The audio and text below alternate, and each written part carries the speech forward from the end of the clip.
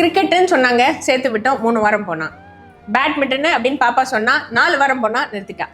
அபாக்கஸ்னு உயிரெடுத்தாங்க, அங்க சேர்த்தோம், அதுவுமே 2 மாசத்துக்கு மேல போலைங்க. இதுக்கு நாங்க என்ன பண்றது?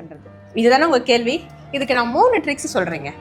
ஃபர்ஸ்ட் ட்ரிக் என்னன்னா, வென் அப்படின்றத குழந்தைங்களுக்கு நம்மளே டிசைட் பண்ணி கொடுத்துடணும். ஃபார் எக்ஸாம்பிள், இன்னைக்கு நீங்க ஸ்கூல்ல இருந்து வந்துருவீங்க, வந்துட்டு கொஞ்ச நேரம் டிவி பார்க்க போறீங்க, சாப்பிட்டு ஸ்நாக்ஸ் சாப்பிட்டுட்டு உட்காந்து கொஞ்சம் அபாக்கஸ் ப்ராக்டிஸ் பண்ணுவோமா, கொஞ்சம் பியானோ போட்டு பார்ப்போமா, லைட்டா கிரிக்கெட் பேட் எடுத்து பாலை தட்டி பார்ப்போமா அப்படின்னு சொல்லும்போது அவங்களுக்கு ஒரு வேலையை நம்ம ஈஸி பண்ணி கொடுக்குறோம். ஸோ வென் அப்படின்றத அவங்க கண்ணுக்கு தெரியிற இடத்துல கொஞ்சம் எழுதி ஒட்டிட்டோம், இல்லை போர்டில் எழுதிட்டோம், வீட்டில் எப்பவுமே போர்டு வச்சிருப்போம்ல, அதில் எழுதிட்டோம் அப்படின்னா அவங்களுக்கு ஈஸியாக இருக்கும். போக வர பார்ப்பாங்க, அவங்க பிரெயினில் எக்ஸ்ட்ரா ஒரு பாயிண்ட் போய் ரெஜிஸ்டர் ஆகும்.